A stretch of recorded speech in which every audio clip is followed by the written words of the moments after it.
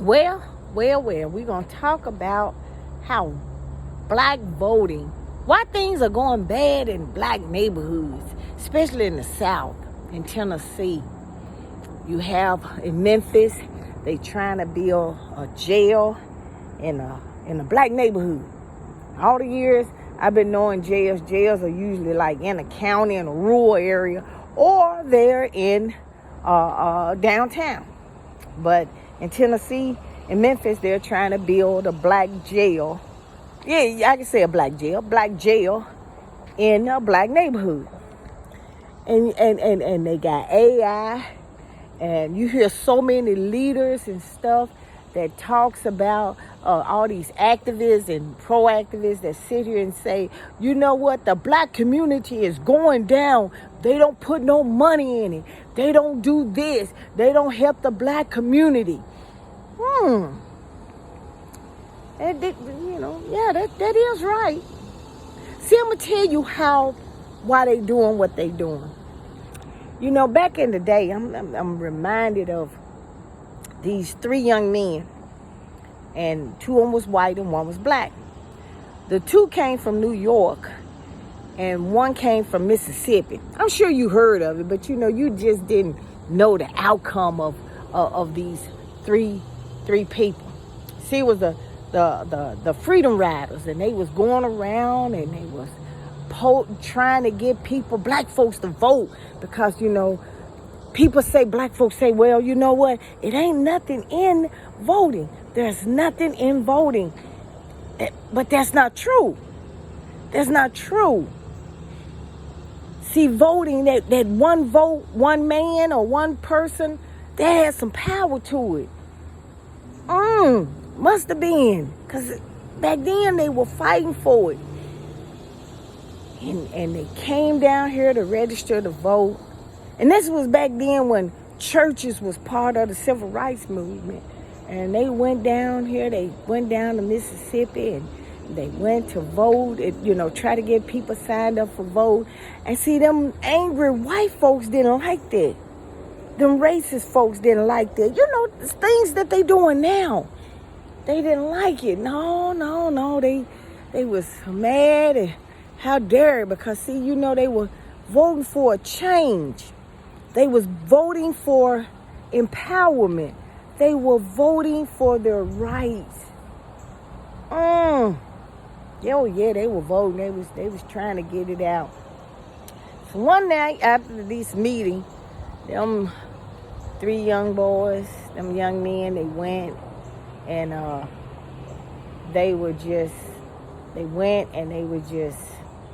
the police called them. See, back then, the police could have been in a Klan and didn't have to be scared of it. But now they undercover. And they went and they got them boys and put them in jail. Had them in there for a long time. Didn't really tell them what the charge was, but just had them in there long enough for nightfall to come. Then they let them out. And as the young men drove away in the dark, they drove away and disappeared. Now, the FBI wouldn't have been called if it was just probably a black person, but it was 2 New Yorkers that was up there, that was down in Mississippi, and that, the FBI got involved, and they looked for them boys. They looked for them boys high and low, couldn't find them. And Mississippi was saying, it was a hoax, and it was coming out, and they were saying, Northerners, leave us alone. This is how Mississippi ran. We don't play that. We don't allow our niggers to vote. No, we don't allow them to vote. They're in their place.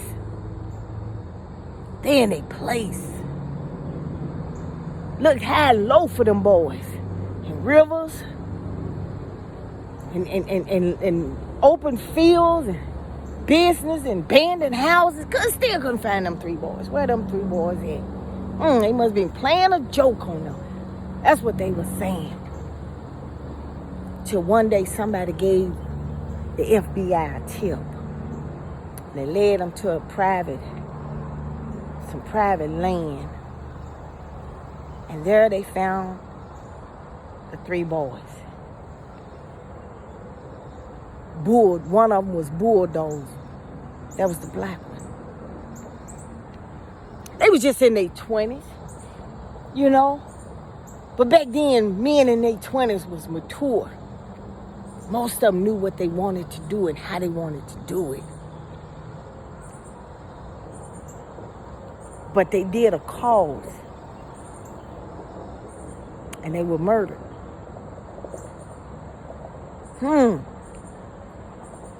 And people say, well, you know, so many things that led up to where we are now. You know, the teenage boy Emmett Till. You know, I heard one young girl say, F Emmett Till. You can't, baby. You can't. He's part of our history. See, back then, black folks had a voice. As we were getting a voice, as we started to vote and we started voting, we didn't vote just because we was in the Democratic Party. We voted because it was democracy. We were looking for our civil rights. We was trying to live a better life. And back then, the black vote mattered. We had our communities up because we voted black. Not the elected official, but I'm talking about black. Oh, we did that. We voted. We made changes because we voted. Black, our voice was heard. We was a force. We was beginning to build our community. Then somewhere along the line, people got mad at the party and stopped voting. It's just like somebody getting mad at the church and stop going to church. Now, I didn't get mad at, I don't go to church, but I didn't get mad at the church and stop going to church. I just felt like, you know what, just like you, that, you know what, the thugs are, why should I go see the thugs when the thugs are outside? But that didn't stop me from having a personal relationship with Jesus. Now, you may not like the Democratic Party. That's true. But that shouldn't stop you from voting for the democracy. Yeah, the democracy. You know, I'm reminded of Ice Cube again. How Ice Cube said, don't let nobody make you feel guilty for not voting. I think that's what he said. I hope I'm saying it right. No, nobody should not make you feel guilty for not voting. But I bet you he voted. I'm sure he did. And I'm sure you know who he voted for. But he told you not to vote. Yeah. So this didn't come as folks voted for Trump. We got to look at those who just didn't feel like their vote mattered. We got to look at now, 7 months into it. Something to think about. It is your job to feel guilty if you didn't vote. Yes, it is your job. And you should feel guilty. Because you know what? People died for that. Yeah. See, Ice Cube didn't want to tell you that because he knew if he told you that people died so you can have that right, maybe you'll look at it different. But I'm even go further. I have yet to meet a white folk. I met one out of all the years in my life that told me, a white person that told me that voting didn't matter. I met one white person that told me that voting didn't matter. But if you notice, if your vote didn't matter, they wouldn't be mixing with Texas. If your vote didn't matter, they wouldn't be mixing with California. If your vote didn't matter, they wouldn't be trying to do all these things in Tennessee, Texas, and all these other red states to keep them in office. Because you know why? They know that you ain't happy. But they counting on the black vote. That's why he getting all this stuff together. He counting on you Negroes Kuntas not to go vote. He said, if I can keep them kuntas away from that polling site, that voting site, I may have a chance. Let me go get a few black folks in office. See, I got to make myself look good with the black votes. Because he had already made the white folks mad. He had already made them mad. They upset. Y'all, they upset. You're taking away their 401k. You making them not be able to go to bed at night. All the things you promised, the eggs, the bacon, the cruise ships, all of that, is leaving. They 401k. You're making them work longer and harder for things that they want now. It was okay when it was the brown folks. The brown people, me. It was okay for us to work till we old and gray and can barely bend over. It was okay for us to have a disability and still work. But for a white person, oh, no. Oh, goodness. Oh, goodness. It's okay for them to have PTSD, but you can't. Some kind of situation is going on with your body where you know what? Where it's affecting you. Your income. Yeah,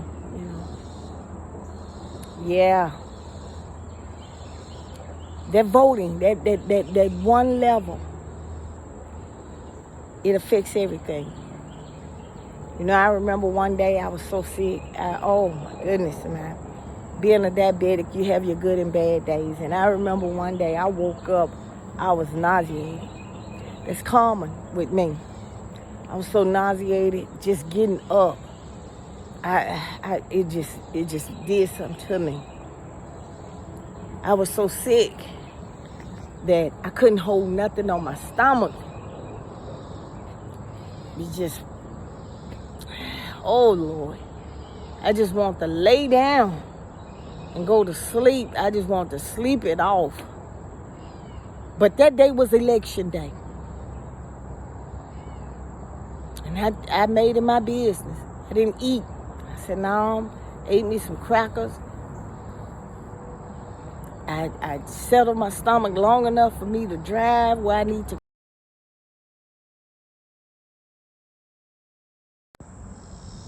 That's my glucose saying it's high. I gotta go take care of it. But I was determined to go vote. And I did. And I came home and I took care of myself. It didn't take me no more than 15 minutes. So when you sit here, for all of you black folks, see, I think Ice Cube should at least apologize to the black community for saying some stuff like that. But he's not, because he don't live in the black community. But one thing about it is this right here. When you see your community being dilapidated, going down, abandoned houses, they putting stuff in there that they know that there's an eyesore and stuff, that should make you just really wake up and say, you know what? My community don't vote. Because if you voted, elected officials care enough to make sure their constituents are taken care of. See, when I lived in Memphis, and I stayed in an area called Whitehaven, and everybody voted there. In fact, a lot of the elected officials, when they were running, campaigned heavily in the Whitehaven area. Because why? And that was predominant black. Because you know why? Because we voted, and they cared. When they didn't pick nobody else garbage up in Memphis, they picked up the Whitehaven community. When buildings was going down and stuff like that, and constituents said something, they took action. Why? Because we voted. We voted. We went there and pulled the lever. But when you don't vote, you really giving up your rights to whatever you complaining about in your community. So now is the time not to just blame your elected officials. Now is the time to, because people say, well, Samantha, why are they listening to Ice Cube? Because Ice Cube is just a rapper. But back in the day, if you knew your history, you would know that civil rights icons was not just average everyday people. They were celebrities, athletes, poets. They was in the Army, the Navy, the Air Force, Marines. They was everywhere. Because back then, they was gaining the rights that we have now. So when you sit here and you say, well, you know what, voting don't matter. No, it don't. Then you go and look at all them dilapidated buildings that you in, that you see on your way there. You wonder why your property values are not there. You wonder why don't nobody want to move in that area, that the crime rate is ridiculous. And you say, well, this is what I didn't vote for. I didn't vote for change. And now I got it. Because I guarantee you, I live in a predominant white neighborhood, and I guarantee you, don't nothing go down here if something bad happens here, they go to they voice their opinion, and I go along with the cosign if it's right, and things change. You won't change. Our forefathers knew how important it was for voting. Klansmen know how important it is to vote, because they running a plan book on us. Now we need to refigure it out and stop voting again. Make it count. And don't let nobody tell you that voting does not work. It only works if it's applied. Think about that.